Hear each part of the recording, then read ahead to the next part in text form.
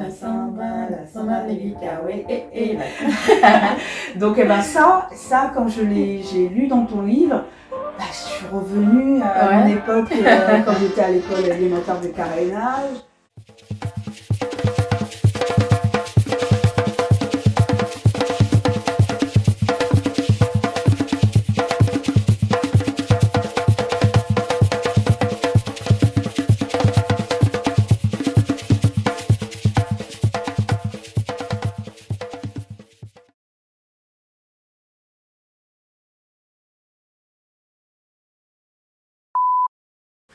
Bonjour et bienvenue sur Sangela Timoun. Aujourd'hui, on est avec Solange. Bonjour Solange. Bonjour à tous. Comment vas-tu? Je vais bien. Je vais passer un moment agréable, je pense. Donc ça va. Alors, présente-toi un peu, dis-nous d'où tu viens et qui tu es. Alors, je suis Solange. Je travaille dans la production de spectacles et dans l'événementiel depuis une vingtaine d'années. Et pour la petite histoire, je produis le spectacle tiré du livre de Cynthia. Voilà. Les souvenirs de Naya. Les souvenirs de Naya, oui. tiré du livre. J'étais assise sur un petit banc. Voilà, donc c'est la grande patronne, celle qui a fait sortir ce beau grande spectacle. Patronne, on va dire. La grande patronne.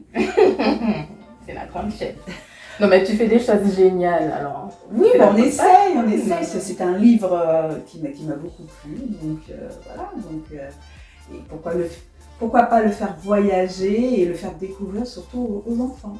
Est-ce que ça serait pas l'occasion justement de raconter comment on s'est rencontrés, comment ça s'est fait, parce que c'était quand même farfelu. Oui, on s'y attendait. C'est vrai.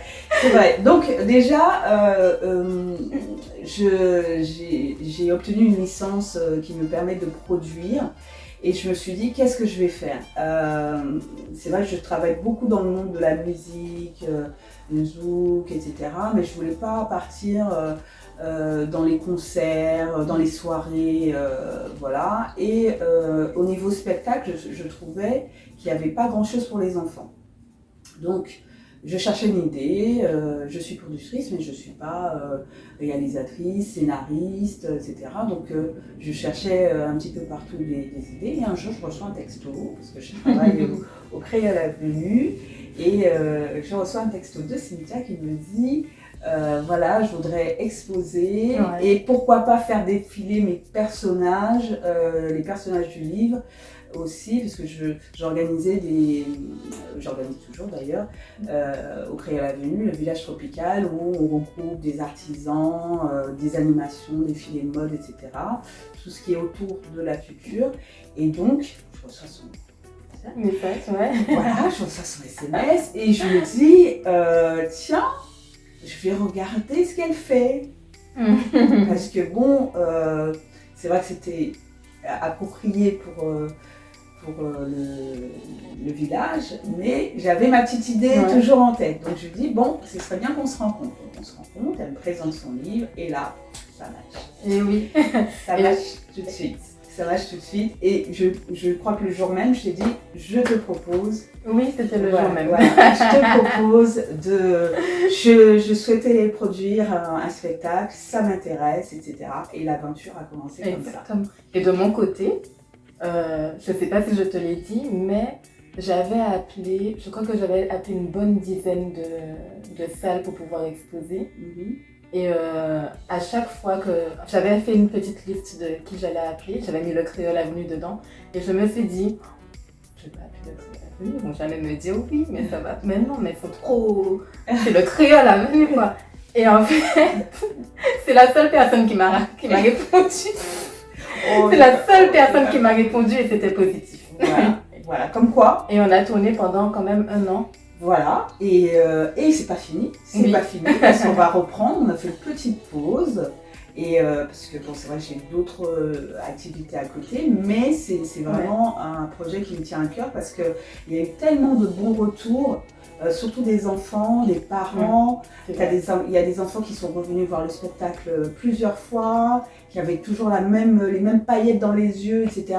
J'ai dit non, je ne peux pas. Donc on va reprendre, on va améliorer. Et c'est vrai qu'on a amélioré Oui. même de date en date. En le jouant, on a apporté des améliorations, on a enlevé des choses, on a rajouté des choses. Donc non, c'est une aventure qui va continuer. Voilà. Alors, on s'est présenté, on te connaît bien maintenant, sauf que, dis-nous, d'où tu viens? Alors, je viens de la Guadeloupe, je suis marie-galantaise du côté de mon père et de Pointe-à-Pitre du côté de ma maman. Et bien ça tombe bien parce que dans Saint-Gelais à Tétimoun, on a accueilli des personnes d'origine haïtienne, Guadeloupe, Martinique, et on n'avait pas encore de marie-galante. Ah ben voilà, première. Voilà, la première. Et est-ce que tu aurais un petit souvenir d'enfance ou une petite anecdote à nous raconter Alors, en Guadeloupe ou en marie-galante? Voilà, j'ai plein de souvenirs d'enfance. Pourquoi des Antilles? Parce que j'ai vécu là-bas. J'ai vécu là-bas de l'âge de 7 ans jusqu'à 16 ans. Donc du coup, j'ai fait l'élémentaire, ma scolarité élémentaire à Carénage, pour ceux qui connaissent. Ça n'existe plus. Et j'ai fait 2 années au collège de Kermadec. Donc je peux pas dire, du coup je peux pas trouver un souvenir parce que j'en ai beaucoup. Ça c'est bien. J'en ai beaucoup parce que j'ai vécu vraiment aller au catéchisme, à Massabielle, prendre le bateau pour les vacances scolaires pour aller à Marie-Galante. C'est un souvenir pour moi, vivre ma scolarité en Guadeloupe. C'est une richesse en fait parce que j'ai connu en fait je pense que par rapport à des enfants qui naissent à Paris, qui vivent leur scolarité en Ile-de-France et qui vont de temps en temps en vacances, c'est pas la même chose parce que moi j'étais dedans, les institutrices ou les maîtresses ou les maîtres qui te parlent en créole. Alors je vais faire un petit hommage à ma grand-mère qui est partie l'année dernière. Il a fait l'émission. Et du coup, j'aime beaucoup le boléro. J'aime beaucoup le boléro. Je pensais pas que ça. Ouais. J'aime beaucoup le boléro. Et tous les week-ends, quand j'étais chez elle, il y avait une voisine qui était juste à côté et qui mettait le boléro à fond. Oui. Donc je connaissais toutes les paroles. Voilà.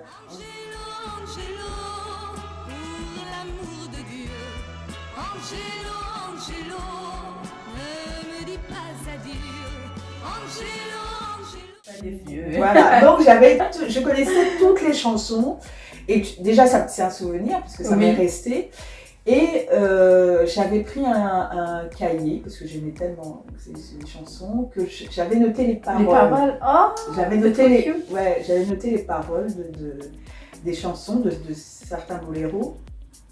Et j'étais au collège de Kermadec à cette époque-là, donc on va dire 12-13 ans. Et j'ai un professeur, alors je ne me rappelle plus lequel, qui est tombé sur ce cahier. Donc les paroles qui à mon âge n'étaient pas adaptées, etc. Et je me souviens qu'on avait appelé à cette époque-là ma grand-mère. Mais elle ne connaissait pas les chansons. Si, elle connaissait les chansons. Non, mais le prof ne connaissait pas les... Je sais pas, mais en tout cas ça lui a pas plu. Mais c'est une culture. Oui, mais tout le monde entend boléro. Mais alors je pense qu'il l'a lu pas comme un boléro, mais comme un texte que j'ai écrit ça à quelqu'un, ou je sais pas, mais du coup ma grand-mère a été convoquée et j'ai été grondée, j'ai pas été punie, etc. Mais je me souviens que à ce moment, c'est la seule fois où elle s'est déplacée pour quelque chose. Et voilà, c'était la petite histoire. Pour un petit boléro. Pour un petit boléro, et j'aime toujours le boléro. Voilà. Ça m'a pas calmée, ça m'a pas calmée. Je me souviens pas, si je me souvenais de la personne, j'aurais dit ah oui, mais tu te. Donc voilà. Mais c'est vrai que le boléro, on parle souvent du compas dans les oui, mariages. c'est vrai, mais le boléro, enfin pour moi, pour ma génération, c'était un peu le zouk club de l'époque. Et c'est vrai que là, c'est cette voisine-là, tous les dimanches, on avait toutes les versions, toutes les chansons, etc. Donc franchement, ça m'est resté. Et puis c'est vrai que maintenant, jusqu'à maintenant, voilà. On peut faire des concerts. Voilà. Ah oui, c'est un jour. La prochaine fois. Voilà, c'est un jour, peut-être. Hein. On fera un karaoké boléro. Voilà, tout à fait, je suis partante. Moi aussi, j'ai des très bons souvenirs du boléro. C'est ma mère qui écoutait du boléro dans sa voiture. Ah ouais, d'accord, carrément. À fond. À fond, ah ouais. Et mon papa l'aidait. En plus. Donc, il venait me chercher à l'école, soit avec les avis de décès à fond, soit avec le boléro. Ah, les avis de décès aussi, les avis de décès, Non, voilà, j'ai beaucoup de souvenirs parce que bon, voilà, l'école, les élémentaires, les billes dans la cour d'école, d'ailleurs, pour revenir justement à ton livre, il y avait une petite comptine d'ailleurs qu'on utilise parce que je te l'ai demandé. Et alors pour ceux qui connaissent, c'était la samba, Mélica, oui, Donc ça quand j'ai lu dans ton livre, je suis revenue à mon époque quand j'étais à l'école élémentaire de carénage. Et voilà, on chantait cette chanson-là. Donc, et ça, je suis sûre que ça se chantait pas à l'école élémentaire de Créteil. Voilà. Mais en fait, ce qui est bien, avec les souvenirs d'enfance qu'on a à l'école aux Antilles, c'est qu'en fait, on se crée une culture, on se crée un univers. Tous les enfants connaissent la samba avec des mots différents. C'est ni français ni créole, on ne sait pas ce que ça veut dire. Ouais, c'est vrai, mais on a tous on ne sait pas d'où elle vient cette chanson. On ne sait pas d'où elle vient cette chanson. Mais on a tous. On peut demander à n'importe quel enfant, n'importe quel adulte maintenant, est-ce que tu connais la samba? Voilà. La samba. Voilà. Donc ça aussi, et donc c'est vrai que c'est important les souvenirs. C'est un peu notre richesse de toute façon, culturelle, familiale, émotionnelle aussi, parce que... Je trouve que ça crée des liens. Oui, c'est vrai. Ça crée beaucoup de liens, même quand tu n'as pas vécu avec la personne, tu te sens quand même proche d'elle parce qu'on avait peut-être les mêmes choses, pas au même moment. Voilà, On a vu les mêmes choses, pas de la même façon, justement, mais on a vécu quand même la même chose et on peut quand même se dire, tiens, tu t'es senti comme ça quand tu as vécu la samba, toi. Tu étais où quand tu as entendu? Tu avais quel âge quand non, c'est vrai que c'est important, ça fait partie de notre histoire en fait. C'est ça. Voilà, de notre histoire, et puis on a tout un peu, on se croise tous à un moment donné, donc c'est important. Voilà. Exactement. Et est-ce que tu aurais un deuxième petit souvenir qui te viendrait peut-être à Marie-Galante? Alors à Marie-Galante, quand je partais là-bas, j'allais chez mon arrière-grand-mère. Et donc du coup, c'était encore, on partait dans un autre univers qui était vraiment typique. Vraiment, parce qu'elle avait une citerne, elle avait les toilettes à l'extérieur de sa maison. C'était l'époque où on avait la cuisine séparée de la maison. Voilà, les toilettes, la cuisine, elle avait sa petite cuisine en tôle. Mais d'ailleurs, je ne sais pas pourquoi. Il y en a tout. Ouais, je sais pas, peut-être que c'était la mode à l'époque. T'as la maison et puis à côté t'as à l'extérieur. La cuisine je sais pas. Là, franchement. Mon grand-père l'avait aussi. Ouais, écoute, il faudrait demander à notre génération, mais peut-être que, tu sais, maintenant, quand on construit une maison, on le fait d'une façon, etc. Mais peut-être qu'à l'époque, si c'était ça, la cuisine devait être extérieure, peut-être pour les odeurs, je sais pas. Et puis il y avait l'autre, c'était la cuisine à l'extérieur et je suis sûre que tous les Antillais l'ont eu en Guadeloupe, le tuyau dehors. C'était la douche extérieure. T'avais beau avoir une douche à l'intérieur, tout le monde a une douche à l'extérieur. Alors à Marie-Galante, j'avais tout à l'extérieur. T'as une maison dedans, une maison dehors. Voilà, exactement. Donc on avait, et ça c'était des souvenirs. Quand j'y vais maintenant, tout m'a l'air minuscule en fait. On aurait dit tout est mini et c'est vrai, ça me fait drôle parce que moi j'y allais, j'étais enfant, donc à la citerne, il fallait que je saute dessus, etc. Alors que maintenant ça m'arrive là. Elle existe toujours la maison, donc quand j'y vais, c'est beaucoup de souvenirs parce que ma grand-mère elle s'assied devant sa cuisine, des fois on mangeait de la canne devant la porte. On avait un poulailler avec plein de poules, etc. On avait peur de passer devant. Voilà. Je n'aimais pas les toilettes à l'extérieur, donc c'était moi je suis un peu prout-prout, et j'ai toujours été, donc c'était pas ce que je préférais. Donc, mais c'est plein, tu vois, les odeurs, on avait des chantiers à côté, tout était calme. Tu allais chercher des cannes?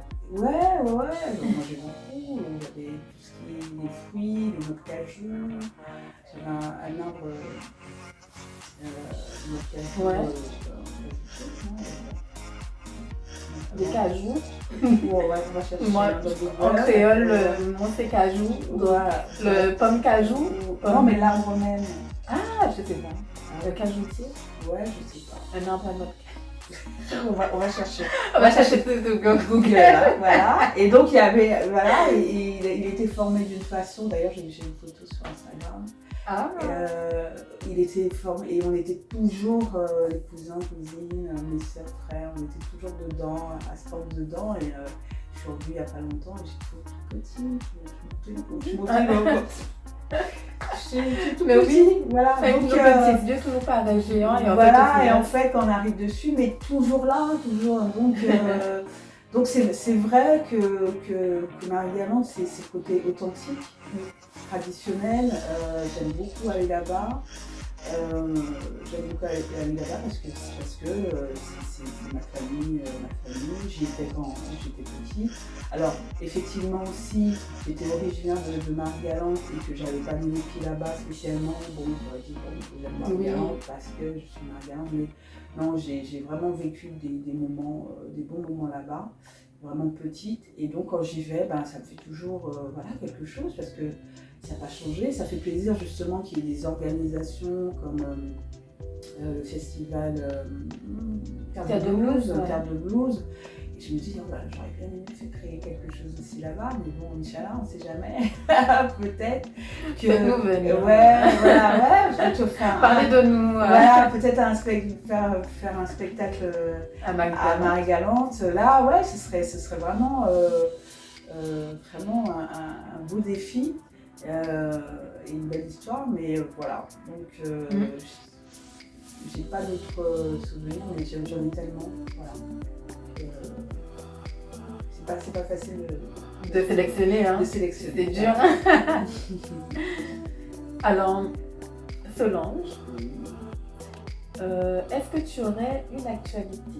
Est-ce que tu aurais quelque chose en ce moment?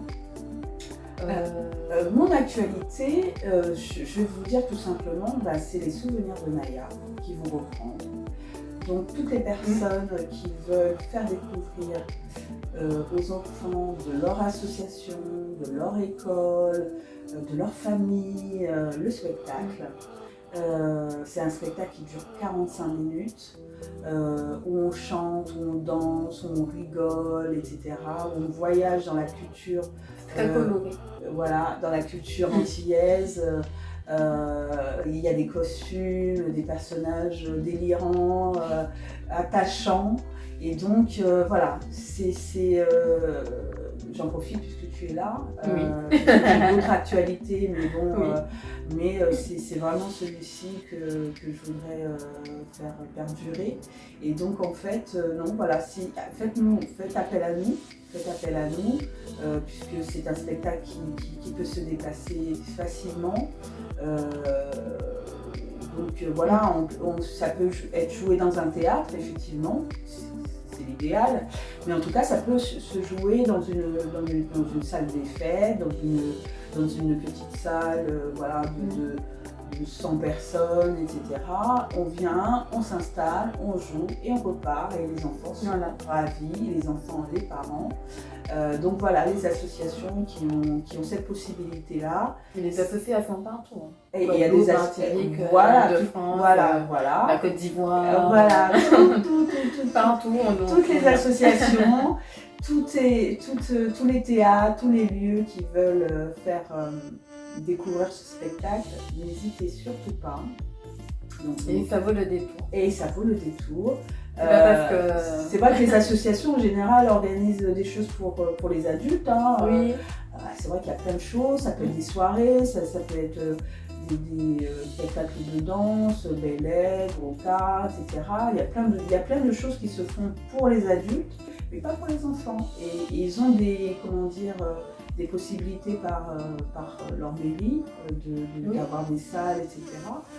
Voilà, à partir de là, nous on se déplace, nous disons dans telle salle, telle date, venez nous faire, voilà, nous aussi on fait de la pub, on partage, et puis voilà. Donc, voilà, mon actualité. Merci Solange.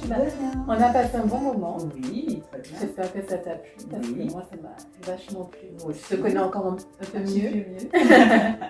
Alors on a partagé avec vous nos souvenirs d'enfance. Oui. Et comme je l'ai fait, j'étais assise sur un petit banc.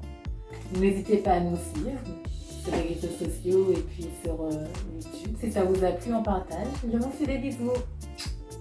À bientôt. À bientôt.